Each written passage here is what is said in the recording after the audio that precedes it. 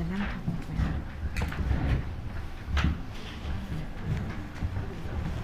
โ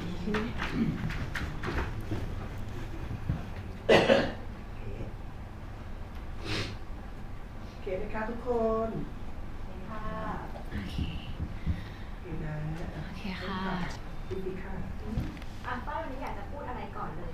เชิญพูดได้ก่อน ค่ะก่อนอื่นนะคะฝ้ายต้องสวัสดีผู้ใหญ่ทุกท่านนะคะ แล้วก็พี่ๆสื่อมวลชนทุกคนที่มาในวันนี้ด้วยนะคะ จริงๆแล้วเรื่องที่ฝ้ายจะพูดในวันนี้ค่ะ ก็จริงๆแล้วมันเป็นเรื่องที่เกิดขึ้นมาสักพักหนึ่งแล้วนะคะสักพักใหญ่แล้วด้วยซึ่งเรื่องที่เกิดขึ้นนะคะก็ค่อนข้างมีผลกระทบในเรื่องของการทำงานของฝ้ายแล้วก็กระทบกับคนรอบข้างนะคะก็วันนี้ฝ้ายก็อยากจะขอออกมาพูดในมุมของฝ้ายบ้างเพราะที่ผ่านมานะคะฝ้ายต้องยอมรับเลยว่าสภาพจิตใจพยายามหลายครั้งมากๆแล้วที่จะพูดนะคะแต่ว่าด้วยสภาพจิตใจที่ยังไม่พร้อมแล้วก็ค่อนข้างแตกสลายเลยทีเดียวใช้คำว่าแตกสลายได้เลยนะคะแต่วันนี้ฝ้ายก็พร้อมแล้วเพราะความรู้สึกฝ้ายเข้มแข็งขึ้นมากๆแล้วนะคะแล้วก็พร้อมที่จะพูดในวันนี้แล้วค่ะค่ะสำหรับเรื่องแรกนะคะเรื่องแรกคือเรื่องของการทำงานของฝ้ายที่ผ่านมานะคะเพราะที่ผ่านมาฝ้ายก็กล้าพูดได้เต็มปากมากๆว่ากับค่ายเก่านะคะฝ้ายทำงานอย่างเต็มที่แล้วก็จริงใจกับการทำงานมากๆนะคะรวมไปถึงพาร์ทเนอร์ที่ฝ้ายเคยร่วมงานด้วยฝ้ายและน้องเนี่ยก็ถือว่าเป็นพาร์ทเนอร์ที่ดีต่อกันน้องเป็นน้องที่น่ารักมากๆของฝ้ายและน้องก็เป็นมืออาชีพมากๆเราทำงานด้วยกันด้วยถ้อยทีถ้อยอาศัยนะคะแล้วก็มีปัญหาอะไรเราจะคอยปรึกษาคอยหารือกันอยู่ตลอดนะคะก็พูดได้ว่าทำงานได้อย่างราบรื่นแล้วก็ไม่ได้มีปัญหาอะไรกันในการทำงานฝ้ายค่อนข้างมั่นใจมากๆเลยนะว่าเราเป็นพาร์ทเนอร์ที่ดีด้วยกันมาตลอดสนับสนุนแล้วก็คอยให้กำลังใจอยู่ข้างๆกันมาตลอดก็ค่อนข้างมั่นใจว่าไม่ว่าจะเกิดอะไรขึ้นเราก็จับมือกันทำงานด้วยกันด้วยดีมาตลอดเลยไม่ได้มีปัญหาอะไรเรื่องที่สองเรื่องความสัมพันธ์ฝ้ายต้องบอกอย่างนี้ก่อนค่ะว่าด้วยความที่เราเข้าค่ายกันมาฝ้ายเข้าค่ายมาก่อนนะคะก็พูดได้ว่าเราในความสัมพันธ์เราเป็นพี่น้องที่ดีต่อกันนะคะเป็นพาร์ทเนอร์ที่ดีต่อกันแล้วก็ฝ้ายก็สามารถพูดได้เลยว่าความรู้สึกที่มีให้กันมันก็คือเรื่องจริงแต่ความจริงในหน้าที่นี้ก็คือน้องเป็นน้องที่น่ารักของฝ้ายจริงๆฝ้ายพูดเสมอว่าน้องเป็นคนสำคัญของฝ้ายแล้วก็เราไม่เคยมีวันไหนอะที่รู้สึกว่าเวลาที่มีปัญหาแล้วเราจะไม่หันหน้าคุยกันแต่ซึ่งมันไม่ได้มีอย่างนั้นไงมันก็เป็นปกติของคนทำงานด้วยกันอะมันอาจจะมีน้อยใจกันบ้างมีเข้าใจกันผิดไปบ้างแต่ว่าปัญหาเหล่านั้นไม่เคยมีในการทำงานของพวกเราเลยมันไม่เคยเกิดขึ้นว่าเรามีปัญหากันจนทำงานด้วยกันไม่ได้ไม่เคยมีจนกระทั่งอันนี้เป็นเรื่องที่ฝ้ายค่อนข้างที่จะไม่เข้าใจแล้วก็ยังหาคำตอบอยู่คือเรื่องของเรื่องก่อนวันเดือนกุมภานะคะก่อนช่วงวันวาเลนไทน์เรามีการพูดคุยกันว่าเราจะไปกินข้าวกันที่ไหนดีเราจะไปร้านไหนดีเอาหมาไปด้วยไหมหรือร้านไหนพาหมาเข้าไปด้วยได้บ้างในช่วงวาเลนไทน์เราจะได้วางแผนในการที่จะไปวันนั้นแต่ฝ้ายไม่เข้าใจอะว่าตั้งแต่วันนั้นนะคะวันที่9 กุมภาฝ้ายมีการทักถามไปอีกว่า คิดได้หรือยังว่าอยากไปที่ไหน อยากกินอะไร ตั้งแต่วันนั้นนะคะ จนถึงวันเนี้ยน้องไม่มีการอ่านไลน์ไฟอีกเลย น้องยังไม่ได้อ่านไลน์ไฟเลย ไม่เคยเท็กซ์กลับมา ไม่เคยโทรกลับมา ซึ่งไฟก็ยังไม่เข้าใจว่าเกิดอะไรขึ้น เพราะว่าก่อนหน้านี้เรายังมีการอัปเดตชีวิตประจำวันให้กันดูอยู่เลยอะว่าแบบทำอะไรอยู่ไหน น้องไปซ้อมเต้นไฟไปกินข้าวหรืออะไรเงี้ยก็มีการพูดคุยกันอยู่ตลอดจนวันนั้นแหละค่ะที่ทำให้ไฟรู้สึกว่าก่อนวาเลนไทน์มันเกิดอะไรขึ้นเพราะไฟไม่รู้จริงๆพูดด้วยความสัตย์จริงว่าไม่รู้จริงๆว่าเกิดอะไรขึ้น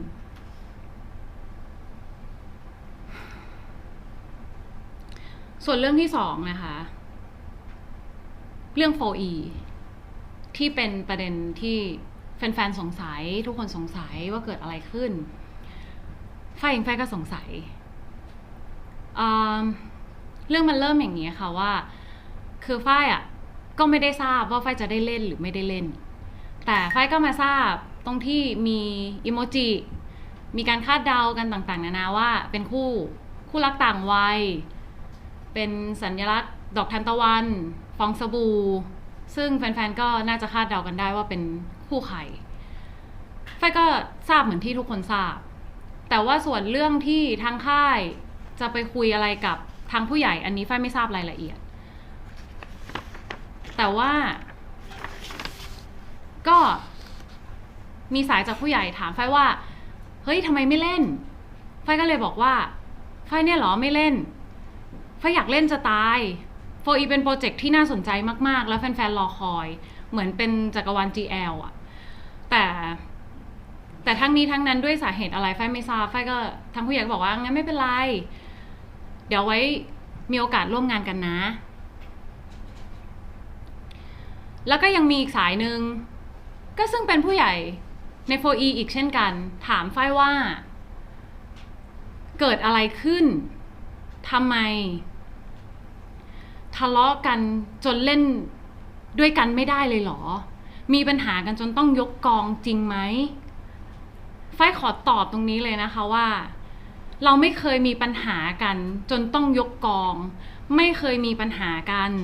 จนทำงานไม่ได้ไม่เคยมีเราทำงานด้วยกันด้วยดีมาตลอดไฟยังชมน้องอยู่เลยว่าน้องเป็นคนเก่งเราผ่านไปด้วยกันนะเวลามีเรื่องอะไรเรากอดกันก่อนเข้าฉากเราเป็นพาร์ทเนอร์ที่ดีต่อกันไฟค่อนข้างมั่นใจแต่ด้วยเหตุผลอะไรอันนี้ไฟไม่ทราบทำไมเขาถึงถามแบบนี้แต่ไฟได้พูดยืนยันไปแล้วว่าไม่ใช่ไฟที่ไม่อยากเล่นไฟอยากเล่นมากๆแล้วก็ไม่ทราบสาเหตุจริงๆว่าสิ่งที่ได้ยินมา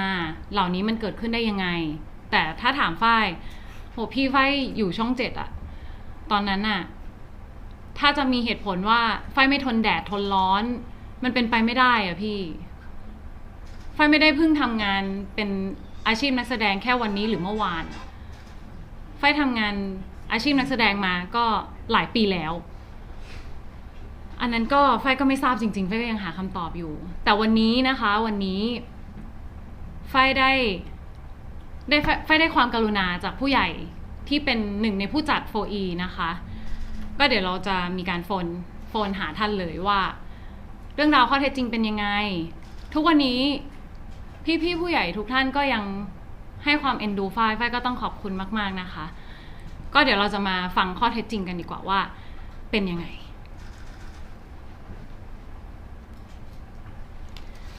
สวัสดีค่ะสวัสดีค่ะฝ้าย สวัสดีค่ะพี่ตุ๊บสวัสดีค่ะค่ะตอนนี้นะคะฝ้ายก็แถลงข่าวอยู่นะคะแล้วก็ขอความกรุณาจากพี่ตุ๊บนะคะที่เป็นผู้ใหญ่ท่านหนึ่งที่ฝ้ายรักแล้วก็เคารพนะคะก็อยากจะแถลงไขให้กับแฟนๆหรือไขข้อสงสัยที่ทุกคนไม่เข้าใจกันอยู่ตอนนี้นะคะหรืออาจจะเข้าใจกันไปผิดไปบ้างอะไรเงี้ยค่ะอยากฟังจากพี่ตุ๊บค่ะก็ขอความกรุณาพี่ตุ๊บเล่าให้ฟังได้ไหมคะ ฮัลโหล หมายให้เริ่มเล่าว่าอะไรคะ อ๋อให้เริ่มเล่าเรื่อง 4E อะค่ะที่เป็นประเด็นในข้อสงสัยว่าอ่าฝ้ายไม่อยากเล่นจริงไหมหรืออะไรอย่างเงี้ยค่ะที่เราเคยคุยกันเมื่อตอนนู้นที่มีประเด็นแรกๆอะค่ะ ข้อเท็จจริง ได้ค่ะยินดีค่ะ ค่ะ เริ่มได้เลยค่ะ ค่ะ ก็ขณะนี้เวลาบ่าย2:27 วันที่ 9 พฤศจิกายน 2568 นะคะทุกท่านที่มาร่วมฟังแถลงข่าวของฝ้ายก็ขอบคุณที่สนับสนุนฝ้ายนะคะ ตอนที่พี่ตัดสินใจลงทุนทำ For Element ก็ทราบว่าจะมีคู่ฝ้ายโยโกะอิงฟ้าชาร์ลอตฟรีนเบคน้ำหนึ่งเนยทีนี้มีอยู่วันหนึ่งทางเจ้าของค่ายของฝ้ายได้มาแจ้งความประสงค์ที่จะขอถอนตัวจากการแสดง For Element ของฝ้ายโยโกะแล้วก็เหตุผลที่ให้ก็คือว่าเกรงว่าถ้าหากน้องสองคนมาเล่นแล้วอาจจะไม่สามารถรับผิดชอบความเสียหายได้ถ้าหากว่าน้องสองคนไม่สามารถทำงานได้ด้วยกันอย่างราบรื่นประมาณนี้ค่ะฝ้ายค่ะ ค่ะ ประมาณนี้ค่ะทุกท่านค่ะต้องเล่ามากกว่านี้เปล่าคะ ทุกท่านมีใครอยากทราบอะไรบ้างหรือเปล่าคะก็น่าจะครบถ้วน พี่อยากทรา ตา บ ม อะไรไหม ใจค คะ วาม ค่ะ วันที่พาร์ทเนอร์คนเก่าเขาแถลงข่าวแล้วที่ถามประเด็นนี้ไป ค่ะ เขาบอกว่าทางฝั่งเขาไม่ได้รับการติดต่อมา เขาบอกว่าทางฝั่งเขาไม่ได้รับการติดต่อมาจาก 4 Element ใช่ไหมคะ ใช่ค่ะ เขาบอกคืออย่างนี้ค่ะพี่ตุ๊กทางพี่สื่อมวลชนบอกว่า ครั้งที่แล้วอะค่ะที่ได้ไปแถลงข่าวค่ะเขาบอกว่าเขาไม่ได้รับการติดต่อจาก 4 Element ว่าจะเล่นใช่ไหมคะ แต่มันก็จะแปลกนะคะ ถ้าไม่ได้รับการติดต่อแล้วสามารถมาแจ้งความประสงค์ที่จะขอถอนตัว คือถ้าหากว่ามีคนเดินมาแล้วก็มาแจ้งความประสงค์ว่าจะขอถอนตัวจากการร่วมงาน ก็แสดงว่าต้องมีเหตุที่ได้รับเชิญแล้วถึงได้ขอถอนตัวไปถูกต้องไหมคะ ค่ะ แล้วมีพี่ๆคนไหนสงสัยอะไรอีกไหมคะ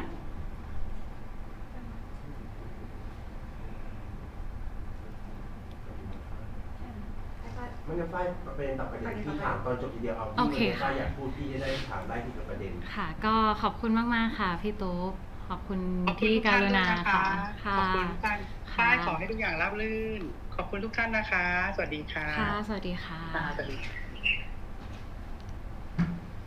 ค่ะก็อย่างที่ทราบไปเลย เพราะว่าฝ้ายก็ทราบพร้อมทุกๆคน แต่จะไม่มีการที่ออกมาจากฝ้ายแน่นอนว่าฝ้ายไม่อยากเล่นเรื่องนี้ฝ้ายเลยไม่รับเล่นไม่ใช่ฝ้ายพูดเสมอว่าเรื่องนี้เป็นเรื่องที่ฝ้ายอยากเล่นด้วยความเต็มใจ แล้วก็รอว่าภาวนาด้วยซ้ำว่าวันที่มีข่าวออกมาว่ามีการถอนตัวภาวนาว่าไม่ใช่คู่เรา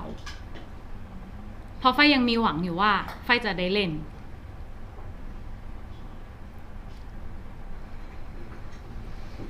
ค่ะ ก็เรื่องต่อไปเรื่องการแยกคู่ อันเนี้ยค่ะ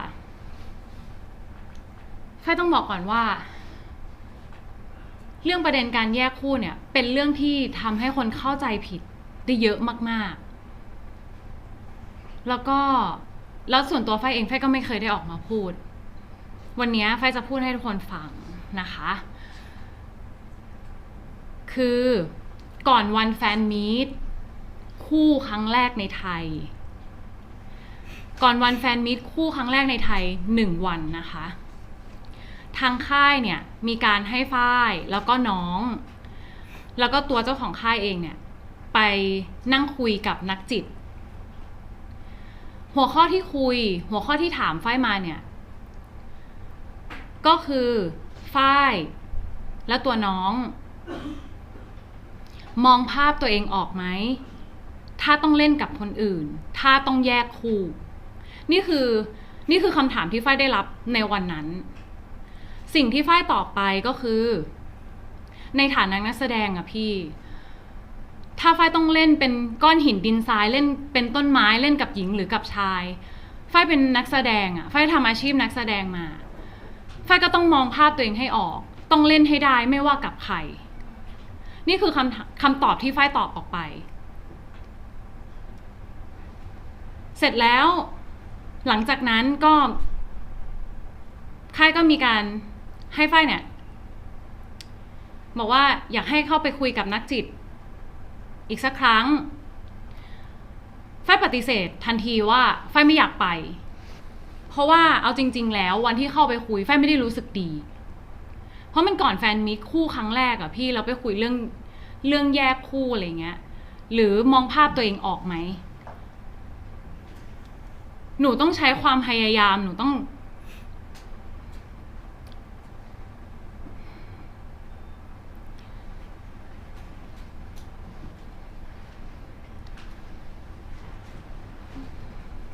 ใช้ความเข้มแข็งทั้งหมดที่มีอ่ะ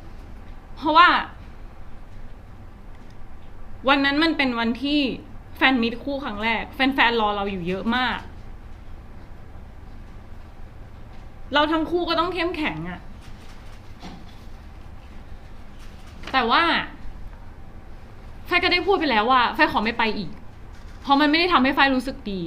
มันมีผลกระทบกับความรู้สึกฝ้ายมากฝ้ายก็ไม่ไปแล้วก็มีการพูดคุยตรงๆสิ่งเนี้ยมันทำให้คนคาดแบบเข้าใจผิดและคาดเคลื่อนไปได้เยอะมากๆว่าฝ้ายอยากแยกคู่หรอฝ้ายทิ้งน้องหรอซึ่งฝ้ายพูดตรงนี้เลยนะฝ้ายไม่เคยคิดแบบนั้นเลยเพราะเราเพิ่งไปรับรางวัลคู่กันมาเองเราเพิ่งมีผลงานกันแค่เรื่องเดียวเองก็นั่นแหละค่ะสิ่งที่ฝ้ายไม่เข้าใจจนถึงทุกวันนี้แล้วฝ้ายก็อยากถามกลับว่าทางค่ายเนี่ยไม่รู้ไม่ทราบจริงๆหรอคะเรื่องประเด็นการแยกคู่แล้วทำไมผลกระทบมันถึงมาตกที่ฝ้ายนี่คือคำถามที่ฝ้ายอยากถามกลับเหมือนกัน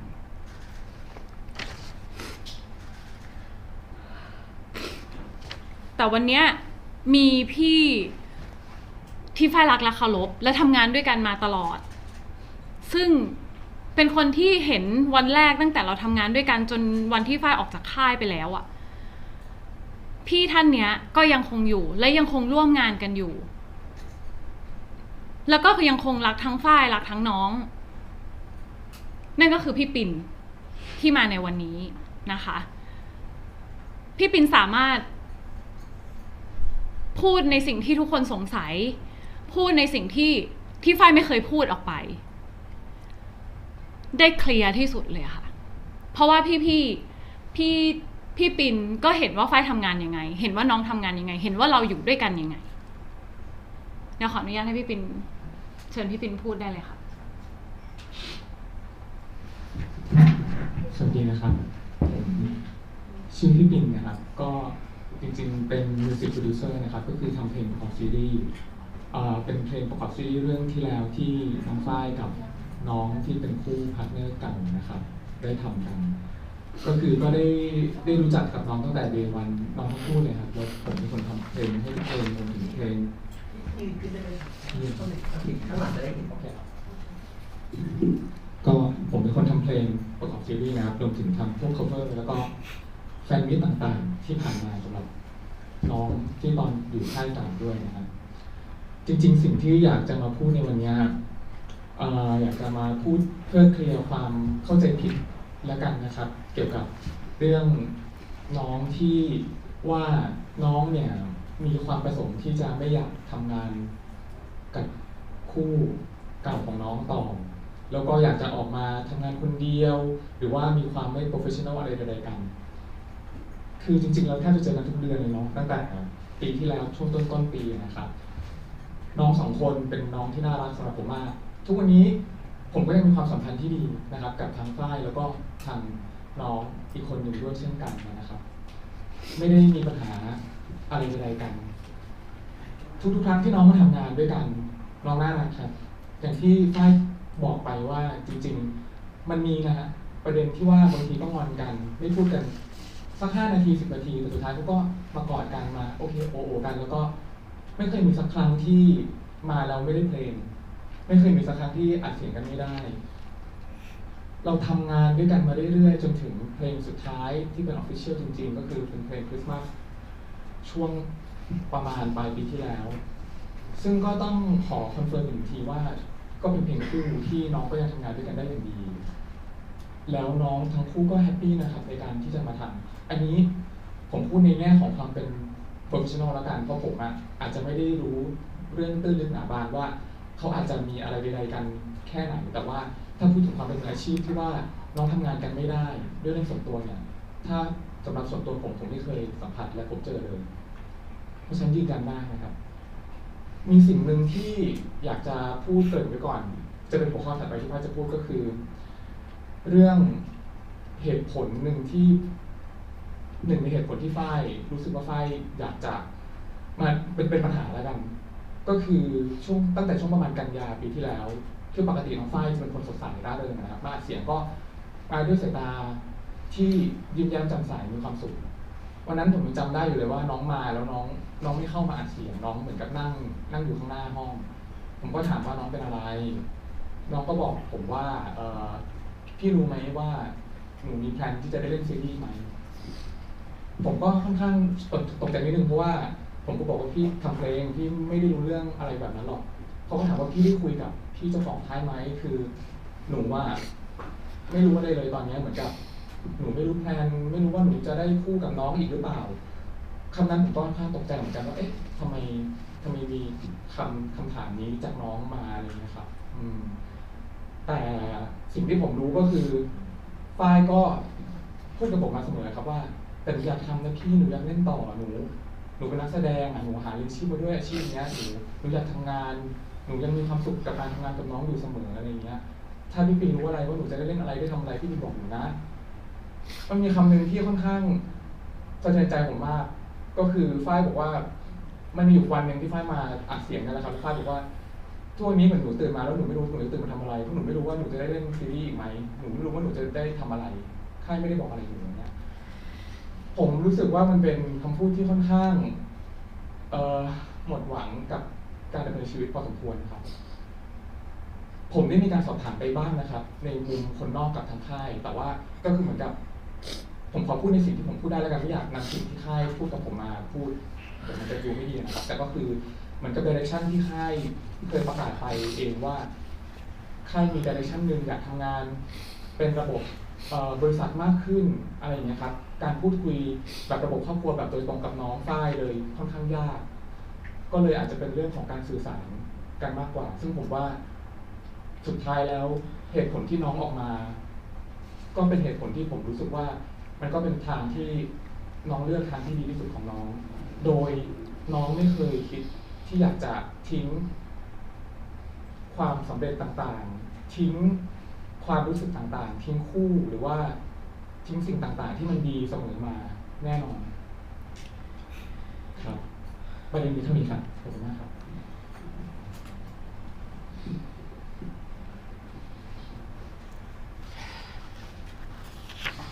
ขอโทษนะครับขออีกหนึ่งเรื่องได้ไหมครับเพิ่งคิดได้จริงๆจริงๆมีข้อความมาหาผมมากเลยนะครับว่าคือตอนนี้ผมทำงานกับน้องฝ้ายหลังจากที่น้องฝ้ายออกมาผมก็แต่คอนเสิร์ตล่าสุดผมก็เป็นคนทำคอนเสิร์ตให้น้องนะครับก็เลยมีคนถามว่าฝ้ายเนี่ยเกลียดน้องที่เป็นคู่พาร์ทเนอร์เก่าหรอเขาไม่รักกันแล้วหรอฝ้ายเจอผมทุกครั้งผมเอา 90% ละกันคำถามแรกที่ฝ้ายถามผมเจอหน้าพี่เป็นได้คุยกับน้องบ้างไหมน้องเป็นไงบ้างแล้วแบบผมรู้สึกว่าเขายังห่วงนะครับเขาไม่ได้มีความเกลียดชังหรือว่าอะไรใดๆกันไม่ได้เพียงแต่มันเป็นเรื่องที่ว่ามันเป็นวัฏจักรของวงการนะครับคือมันอาจจะมีการแยกกันทำงานแต่ผมเชื่อว่า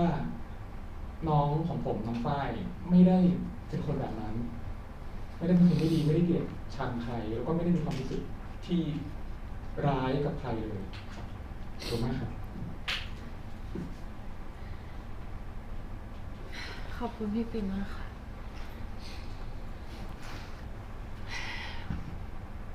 แป๊บนึงนะคะ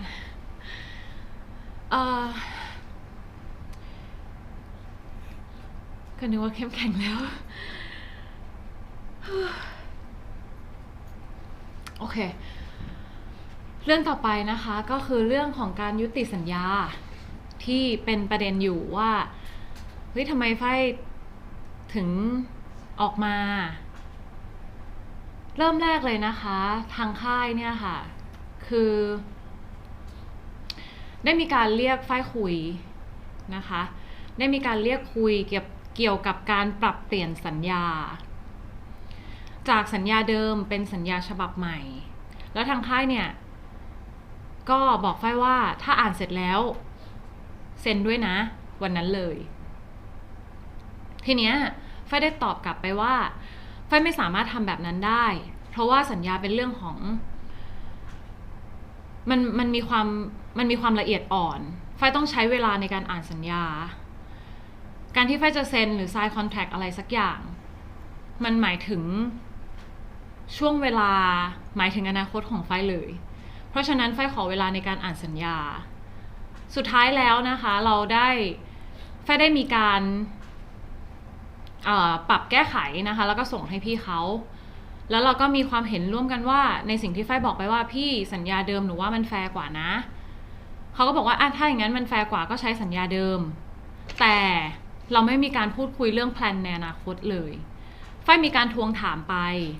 ว่าแพลนของเราเป็นยังไงเราจะมีซีรีส์ไหมหรือเราจะทำอะไรอะไรอย่างเงี้ยค่ะก็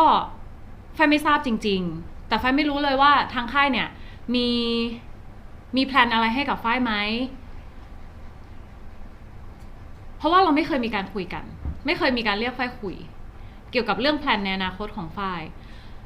ซึ่งทางมันแบบถ้าถามไฟในตอนนั้นความรู้สึกไฟคือมันมืดไปหมดไฟไม่มีทางให้เดินทางเดียวที่ไฟจะมีได้คือทางของตัวเองไฟต้องเลือกทางของตัวเองไฟถึงจะเดินได้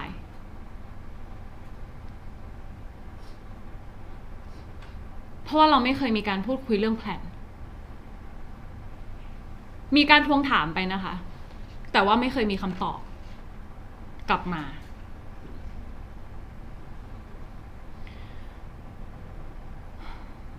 นั่นแหละค่ะจึงเป็นจุดที่ทำให้ไฟรู้สึกว่าเกิดการยุติสัญญาแล้วก็คือพี่ไฟทำอาชีพเนี้ยไฟก็ค่อนข้างพูดได้เลยว่าอาชีพนักแสดงเป็นอาชีพที่หล่อเลี้ยงไฟแล้วก็ครอบครัวแต่ถ้าในวันหนึ่งที่มันไม่เห็นแพลนมันไม่เห็นอนาคตว่าเราจะไปทางไหนต่อตื่นมาแล้วรู้สึกว่าต้องตื่นมาทำอะไรอะมันไม่มีความสุขแล้วนะพี่คนเราถ้าตื่นมาในวันที่รู้สึกว่าวันนี้ตื่นมาทำไมอะมันดีฟกับความรู้สึกตัวเองแล้วมันไม่มีจุดหมายแล้วเพราะฉะนั้นทางที่ไฟเลือกได้ก็คือทางที่ไฟเลือกเองพูดด้วยความสัตย์จริงตรงนี้เลยว่าไม่เคยมีความคิดที่จะทิ้งใครแล้วออกมาทำของตัวเองไม่เคยมีวางแผนไว้ก่อนล่วงหน้าไม่เคยมี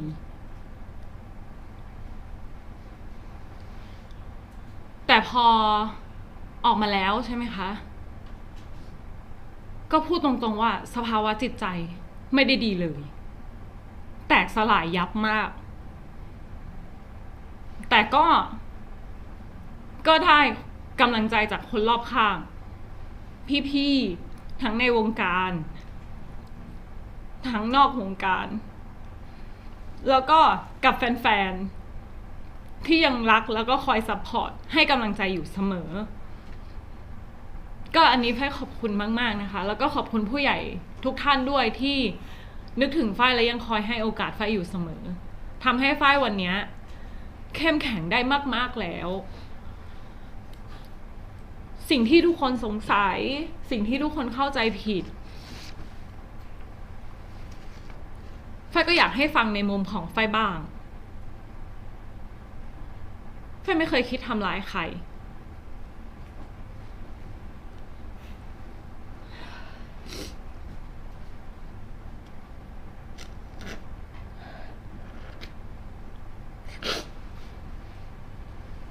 นั่นแหละค่ะจึงเป็นเหตุผลในการ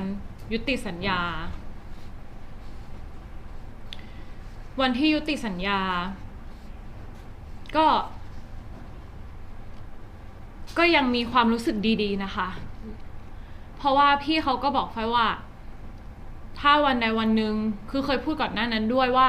ถ้าวันใดวันหนึ่งมีทางที่ดีกว่าให้แฟนๆเพราะไฟเองมันดังใช่ไหมอ่ะมันออกมาไฟมาเสมอให้เกิดข้อพิพาทมีเพียงเท่านี้ค่ะ เรามีข้อสงสัยตรงไหนเขาไม่ได้เคยพูด ของไฟว่า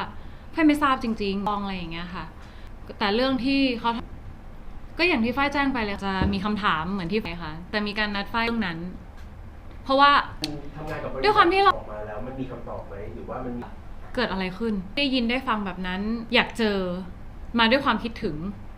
ไฟจำเป็นที่จะต้องแบบเคลียร์ออกไปให้ได้มากที่สุดแล้วก็ไม่อยากตั้งคำถามสิ่งเดียวที่คิดในหัวคือพรุ่งนี้จะได้เจอแฟนๆแล้วนะแค่นั้นเองค่ะ แต่มันมีผลไหมคะกับการที่ต้องขึ้นอีกวันหนึงในแฟนมีตถึงแม้ว่าเราจะต้องเคลียร์หรือตัดออกไปแล้วอะแต่มันรบกวนมีแล้ว energy เราอาจจะไม่ได้เต็มร้อยหรือเปล่า มันมีความไม่เข้าใจอยู่แล้วค่ะ มันมีคำถามอยู่ในหัว แต่ว่ามันไม่เคยได้คำตอบ ก็แค่นั้นเองไฟพอมันไม่ได้คำตอบไฟก็ไม่อยากไปถามย้ำไม่อยากไปถามซ้ำแล้วก็ไม่กลับไปแตะต้องมันอีก ก่อนที่จะพบนจิตระหว่างทางมันมีปัญหาไหมครับเราอดีตคู่จิ้นและอดีตต้นสังกัด ถามว่ามีปัญหากันไหมมีงอนมีน้อยใจมีค่ะ เพราะว่าเราทำงานด้วยกันเราอยู่ด้วยกัน เราคุยกันแทบจะตลอดเลย แต่ไฟไม่รู้จริงๆอันนี้ไฟไม่ทราบจริงๆว่าปัญหามันเกิดขึ้นจากอะไร ถ้าเป็นเรื่องของการทำงานไฟมองว่ามันเป็นเรื่องปกติในการทำงานที่เราจะแบบน้อยใจบ้างอันนี้บ้างอันนั้นบ้างแต่เราไม่เคยสักครั้งที่เอาปัญหาเหล่านั้นมาเป็นปัญหาในการทำงานของพวกเราเลยเพราะฝ้ายเชื่อมั่นในคู่พาร์ทเนอร์ของฝ้ายมากว่าเราเป็นทีมเวิร์กที่ดีมากๆอะค่ะฝ้ายเลยไม่เข้าใจว่า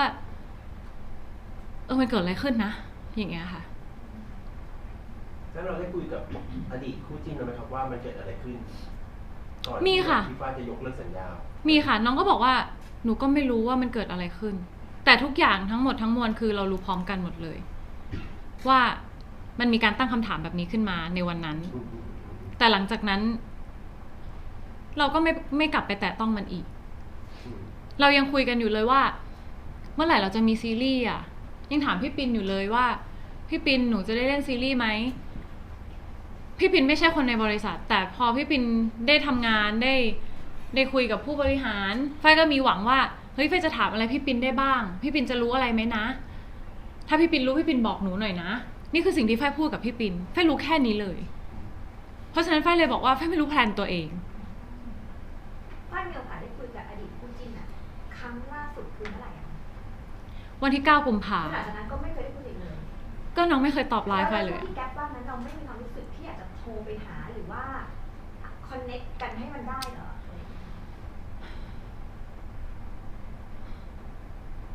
การไม่ตอบก็คือคำตอบแล้วป่ะคะพี่ทั้งที่เราไม่รู้เหตุผลด้วยซ้ำว่ามันเกิดอะไรขึ้นแต่ว่าสมมติว่าเบสิกคนทั่วไปเนาะยิ่งไม่รู้มันควรจะต้องหาคำตอบให้ได้หรือเปล่าอะไรอย่างเงี้ย แล้วให้ฝ้ายหาคำตอบจากอะไรอะ คือพอเห็นว่าเขาไม่มีทรายกลับมาว่าติดต่อเราคือโอเคเราก็คิดไปว่ามันคงมีปัญหาที่น้องอยากจะไม่บางทีฝ้ายก็เอาจริงๆฝ้ายไม่ได้รู้ทุกเรื่องขนาดนั้นว่าใครคิดอะไรใครรู้สึกยังไงแต่สิ่งที่ฝ้ายรู้สึกก็คือตอนนั้นเรากำลังวางแผนกันน่ะก่อนหน้านั้นเรามีแผนที่จะไปวาเลนไทน์ด้วยกันอยู่เลยแต่หลังจากนั้นฝ้ายไม่รู้ว่าเกิดอะไรขึ้นเราตอบแชทไลน์กันก่อนหน้านั้นนะคะเป็นวินาทีเลยนะแต่หลังจากนั้นอยู่ๆประมาณจำเวลาไม่ค่อยได้ค่ะ3 ทุ่มกว่าๆมั้งฝ้ายก็มีการทักไปถามอีกเพราะว่าไม่เห็นตอบกลับมาว่าอยากไปที่ไหนอยากไปทำอะไรบอกได้นะพี่อยู่ตรงนี้เดี๋ยวพาไปอะไรเงี้ยค่ะก็ไม่มีการตอบกลับมาอีกเลยก็เข้าใจว่าอยากใช้เวลาส่วนตัวหรือเปล่าหรือทำอะไรอยู่ ฝ้ายไม่ได้เป็นคนแบบไปจิกไปจี้ใครอะพี่ เดี๋ยวก็คงตอบกลับมา หลังจากนั้นก็ไม่เคยตอบกลับมาอีกเลยฝ้ายก็ไม่กล้าที่จะทักไปว่าเกิดอะไรขึ้น เพราะว่าบางคนอาจจะมีเรื่องอะไรในใจหรือเขาอยากจะอยู่กับตัวเอง อันนี้ฝ้ายไม่ทราบจริงๆบางคนอาจจะอยากใช้เวลากับตัวเองอันนี้ก็คงเป็นเหมือนบุคคลทั่วไปแต่ถ้า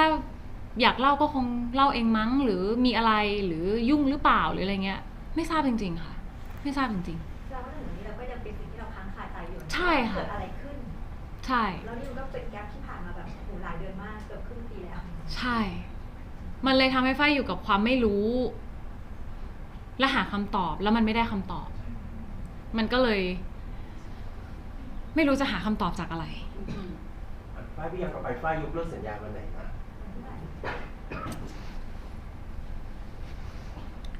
ยกเลิกสัญญาช่วงเดือนก่อนเขาแถลงข่าวหลังมีนานะคะเขาแถลง13 มีนาใช่ไหมใช่ใช่ค่ะน่าจะก่อนที่เขาก็คือต้นมีนาเขาแถลง13เฮ้ยนี่จำไม่ได้เป๊ะๆอะค่ะจำไม่ได้เป๊ะๆอะว่าวันที่เท่าไหร่แต่ก่อนเขาแถลงถูกไหมจำได้ไหมว่าก่อนเขาก่อนน่าจะก่อนป่ะคะก่อนค่ะพี่ถามว่าอะไรที่ตัดสินใจให้ฝ้ายยุติสัญญาในวันนั้นก็อย่างที่ฝ้ายบอกเลยว่าฝ้ายมองไม่เห็นทางของตัวเองแต่ฝ้ายกล้าพูดตรงนี้เลยนะฝ้ายไม่เคยทิ้งใครนั่นหมายความว่าฝ้ายไม่เคยทิ้งใครจริงๆและอะไรที่มันรู้สึกแบบว่ามันทนไม่ได้แล้วรู้สึกว่ายุติสัญญาไม่ได้รอให้หมดสัญญามันเป็น direction ในการทำงานค่ะล้วนๆเลยแล้วก็อยู่กับความไม่เข้าใจอยู่กับคำถามที่ไม่ได้คำตอบ no plan แล้วฝ้ายต้องอยู่รออะไรฝ้ายไม่รู้หรอกว่าทางค่ายมีแพลนให้ใครแต่แพลนสำหรับฝ้ายไม่เคยรู้ว่ามันมีจากวันที่เราเขาไปขอยกเลิกได้ไหมแล้วเขาว่ายังไงบ้างหรือว่าฝ้ายมีคำถามอะไรฝ้ายจำได้ดีเลยค่ะเอาที่ฝ้ายสามารถสื่อสารได้สิ่งที่ฝ้ายพูดกับพี่เขาก็ถามแหละค่ะว่าในเรื่องราวที่ฝ้ายได้ยินมามันจริงไหมแล้วเราจะอยู่กันยังไงถ้ามันไม่จริงกับเรื่องโมอีอะสิ่งที่ฝ้ายสามารถพูดได้ว่าที่เราได้ยินมามันเป็นประเด็นเรื่องโมอีไหมคะหรือว่าได้ก็ใช่ค่ะก็บอกว่าไฟทะเลาะกันจนทำงานด้วยกันไม่ได้ต้องยกกองไฟมันเป็นคำพูดที่ไฟได้ยินจากผู้ใหญ่มาไฟก็เลยมีข้อสงสัยแล้วก็ถามเขาค่ะว่าถ้าพี่พูดแบบเนี้ยมันไฟไม่รู้ว่าต้นสายปลายเหตุคืออะไรทำไมเราถึงไม่ได้เล่นเราไปทะเลาะกันตอนไหนแล้วยกกองคืออะไรไฟไม่เคยยกกองไฟไม่มีอำนาจในการไปบอกว่าพี่หนูไม่ถ่ายหนูยกกองนะไฟไม่มีสิทธิ์แบบนั้นไฟเป็นในฐานะนักแสดงแล้วไฟไม่ทำลายชื่อเสียงตัวเองในการทำแบบนั้นแน่นอนไฟก็เลยถามว่าถ้ามันไม่จริงแบบเนี้ยพี่พูดแบบนั้นหรือเปล่าคะแล้วถ้าเป็นอย่างนั้นเราจะอยู่กันยังไงแล้วแผนของฝ้ายคืออะไรเขาให้คำตอบว่าอะไรแล้วที่หนูถามว่าจริงไหมเขาถามว่าไปได้ยินจากใครมาหนูก็เลยถามกันว่าแล้วพี่พูดกับผู้ใหญ่คนไหนล่ะคะแต่ก็ไม่ได้คำตอบอะไรกลับมาเขามียื้อไหมคะไม่มีค่ะไม่มีเลยจริงๆเขาจะเซ็นให้วันนั้นเลยด้วยซ้ำแต่ว่าด้วยเรื่องของงานที่ยังคงค้างอยู่อะไรเงี้ยค่ะก็ทำงานให้แล้วเสร็จซึ่งมันมีผลแล้วเสร็จเลยนะเมื่อไหร่นะปาย31มีนาใช่ไหมอ๋อ1 มีนาค่ะ1 มีนาฝ้ายจำตัวเลขจำวันที่ไม่ค่อยได้ในมุมที่ระหว่างทางเดือนกันยายนจนถึงมีนาก่อนแถลงนะเขาได้มีพูดในส่วนหนึ่งว่ามันมีข่าวว่าค คู่ของเราทำงานด้วยกันไม่ได้ มันก็เลยมีการคุกคามไปถึงอดีตคู่จิ้นเรา ค่ะ และคุกคามไปถึงอดีตบริษัทต้นสังกัดเราทั้งพวงหรีดทั้งรถแห่มาอย่างนี้มันก็รู้สึกว่าเป็นการแบ่งกันแล้วเหมือนว่าเป็นการตีกันตรงนี้ฝ้ายมองอย่างไรบ้าง คือฝ้ายขอพูดอย่างนี้เลยนะคะว่า บางเรื่องบางอย่างอาจเกิดจากไม่ได้มีการอธิบาย ประเด็นข้อสงสัย สภาพจิตใจ ก็อย่างที่ทุกคนเห็นเลย ช่วงเวลานั้นฝ้ายแตกสลายมากฝ้ายไม่สามารถพูดอะไรได้เลยฝ้ายใช้เวลานานมาก บางคนอาจจะใช้เวลาไม่นานบางคนอาจจะใช้เวลา2 เดือน3 เดือน10 ปี5 ปี แต่ว่าการใช้เวลาในการรักษาจิตใจของคนเราไม่เหมือนกันฝ้ายคิดเยอะมากๆว่าถ้าฝ้ายพูดออกไปแล้วจะทำร้ายจิตใจใครไหมใครจะเป็นยังไงบ้างฝ้ายก็ยอมไม่พูดถ้าต้องทำร้ายแฟนๆฝ้ายไม่พูดดีกว่าจนมันล่วงเลยแล้วมันมีผลกระทบหลายๆอย่างผลกระทบกับคนรอบข้างสภาวะจิตใจของคนรอบข้างสภาวะจิตใจของแฟนๆแล้วก็รวมถึงตัวฝ้ายเองก็วันนี้ก็เลยเกิดเหตุการณ์นี้ขึ้นค่ะระหว่างนั้นฝ้ายเป็นแอนตี้แฟนด้วยไหมครับ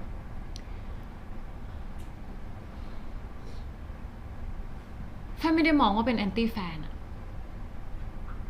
ฝ้ายมองว่ามันเป็นความไม่เข้าใจมากกว่าฝ้ายยังคงเคารพแฟนๆ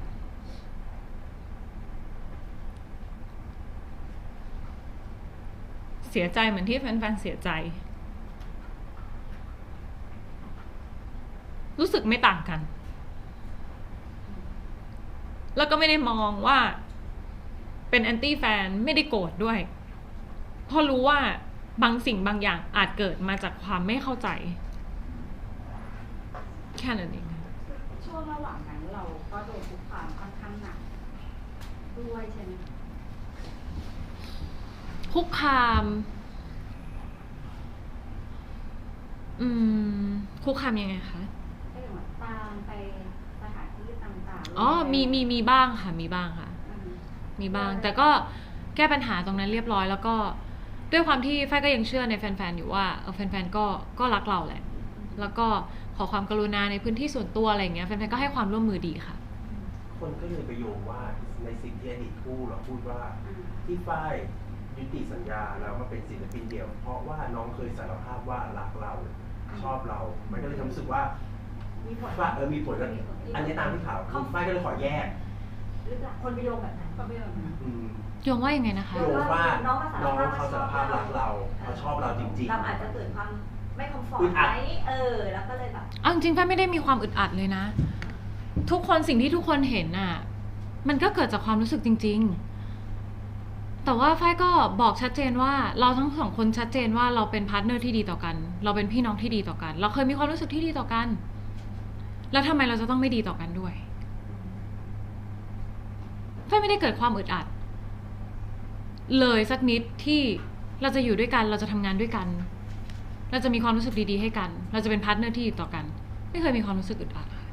แล้วว่าการที่เขาสารภาพว่าเขาคิดมากกว่าเป็นพาร์ทเนอร์ตรงนี้ฝ้ายไม่ได้อึดอัดไม่ได้อึดอัดค่ะเรารับทราบใช่ไหมคะว่าน้องเองน้องพูดแค่ว่าน้องรู้สึกดีค่ะน้องรู้สึกดีฝ้ายก็พูดกับน้องเหมือนกันว่าฝ้ายก็รู้สึกดีต่อกันแต่พอเขาพูดสารภาพมาความรู้สึกที่ฝ้ายมองคำสารภาพไม่ได้บอกว่ารักแบบไหนรักอะไรไม่เคยพูดแบบนั้นค่ะมีแต่บอกว่าก็รู้สึกดีต่อกันแล้วก็มีความรู้สึกดีๆให้กันแค่นั้นเลยค่ะในส่วนตัวฝ้ายเสียดายไหมเพราะว่าคู่เรามันกำลังมาท่ามกลางยูริที่เพิ่งเกิดใหม่แต่อยู่ดีมันต้องจบแป๊บนึงมันก็หยุดเสียดายไหมเหรอคะถ้าสงสารความรู้สึกแฟนๆมากกว่า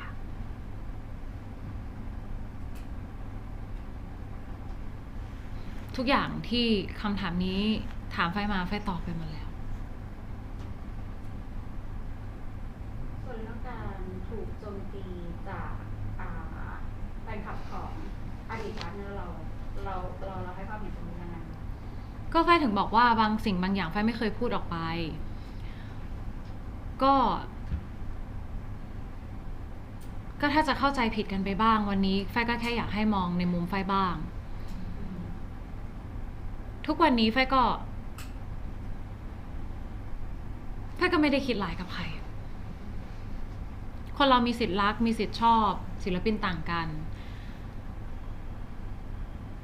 แล้วถ้าแฟนๆจะปกป้องศิลปินคนที่ตัวเองรัก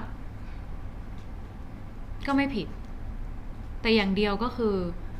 อย่าพูดเรื่องไม่จริงอย่าพูดเรื่องที่ทำให้คนอื่นเดือดร้อนที่ฝ้ายบอกว่ามันมีปัญหาแล้วมันเป็นผลกระทบเนี่ยสิ่งที่ทำให้ฝ้ายออกมาพูดในวันนี้คือมันมีปัญหาแล้วผลกระทบในงานของฝ้าย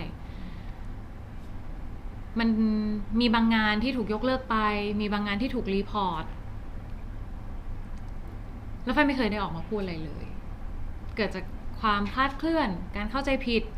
หรือแม้กระทั่งฝ้ายเองที่ไม่ได้ออกมาพูดด้วยสภาวะจิตใจหรืออะไรก็แล้วแต่วันนี้ฝ้ายแค่อยากให้ฟังในมุมของฝ้ายบ้างค่ะ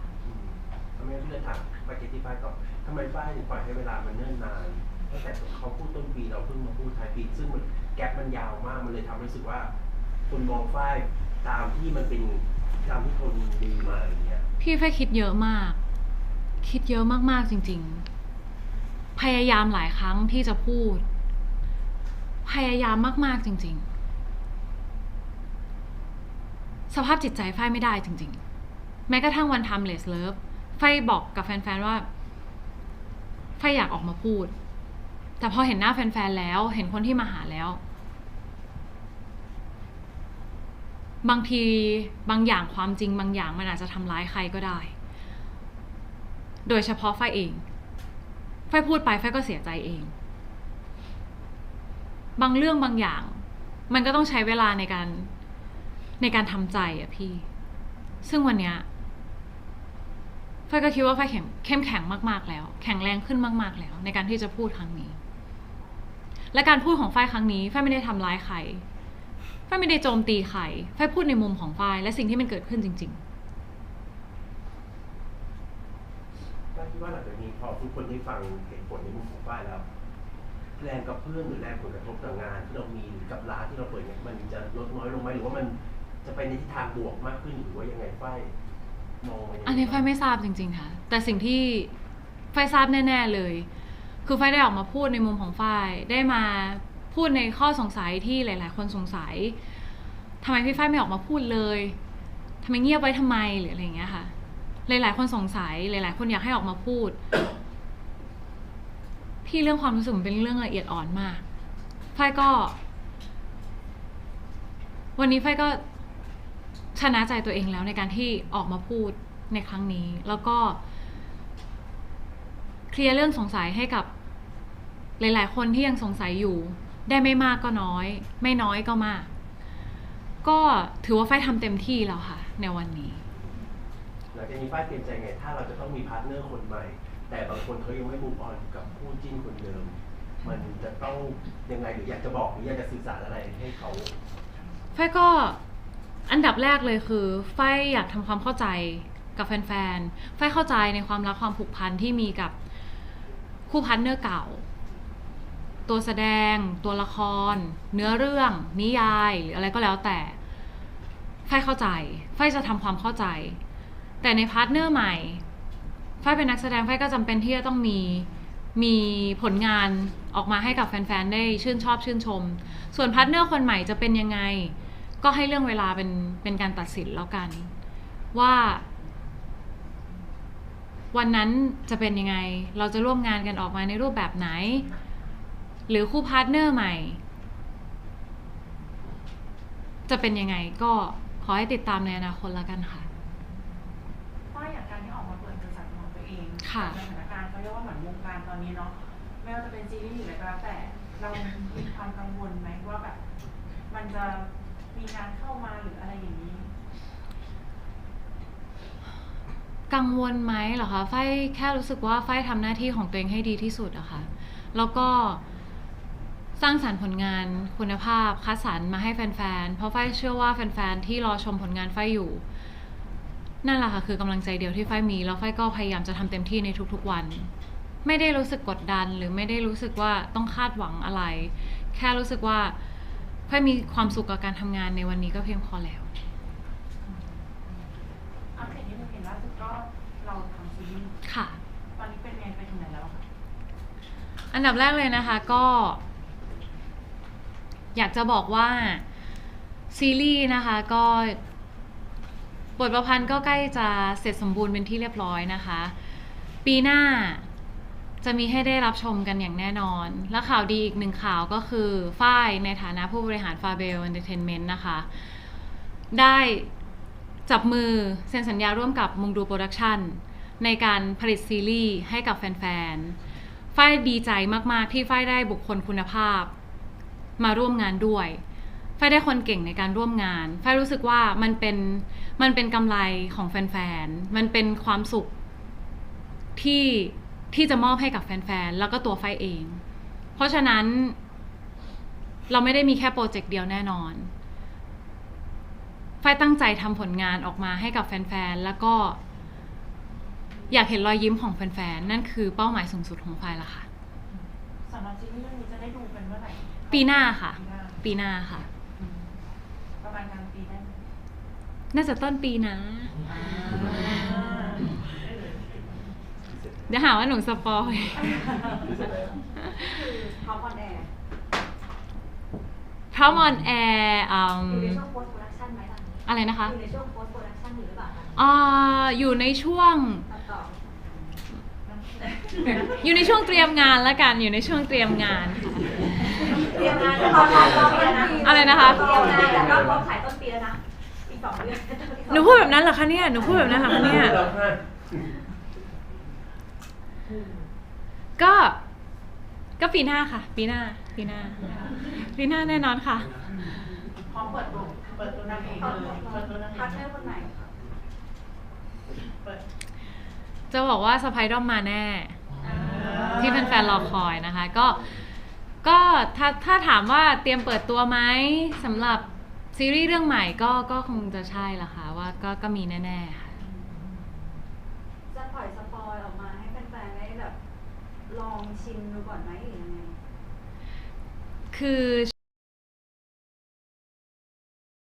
เป็นช่วงเตรียมงานมากๆแล้วก็ทุกคนตั้งใจในการทำงานมากต้นปีทุกคนจะได้เหมือนกัน อันนี้พอเราร่วมมือกันกับทางทีมโปรดักชันนะคะทางมุงดูโปรดักชันเราทั้งคู่ต้องทำงานร่วมกันทั้งฟาเบลแล้วก็โปรดักชันนะคะก็ทางมุงดูก็ต้องมีการวางแบบแผนตอนนี้ไฟเรียกว่าเป็นทีมเวิร์กดีกว่าค่ะเรามีอะไรเราก็ต้องคอยแบบปรึกษากันแล้วก็ทำงานร่วมกันยอดวิวล่าสุดก็เป็นที่พอใจมากๆนะคะก็ขอบคุณมากๆเลยที่ให้ความสนใจกันนะคะแล้วก็ขอบคุณมากๆที่ยังรอคอยค่ะอย่าลืมนะคะ Broken of Love สุดท้ายแล้วฝ้ายมีอะไรอยากเพิ่มเติมไหมหรือว่าได้โล่งแล้วก็วันนี้ถือว่าเป็นวันที่ฝ้ายได้ออกมาพูดในมุมของฝ้ายได้ออกมาชี้แจงในส่วนที่หลายคนยังสงสัยก็ยังชื่นชมผลงานอยู่เสมอนะคะแล้วก็วันนี้ฝ้ายก็ดีใจที่ฝ้ายได้เคลียร์ทุกอย่างทุกประเด็นที่สงสัยกันแล้วฝ้ายก็ไม่ได้มีอะไรติดใจแล้วหลังจากนี้ปีหน้าก็จะมีอะไรดีๆให้กับแฟนๆได้คอยติดตามได้คอยสนุกสนานฝ้ายก็พยายามที่จะทำผลงานออกมาให้ดีที่สุดนะคะแล้วก็ขอบคุณพี่ๆทุกคนนะคะแล้วก็ขอบคุณผู้ใหญ่ใจดีทุกท่านแล้วก็พี่ๆในวงการแล้วก็กันในวันนี้ขอบคุณพี่ทนายด้วยนะคะแล้วก็ขอบคุณแฟนๆที่คอยสนับสนุนฝ้ายอย่างดีมาตลอดนะคะขอบคุณพี่ๆสื่อมวลชนทุกท่านด้วยค่ะวันนี้ก็เคลียร์และโล่งและหายใจโล่งและแต่วันนี้ให้ปล่อยเฟกนิวฟ้อง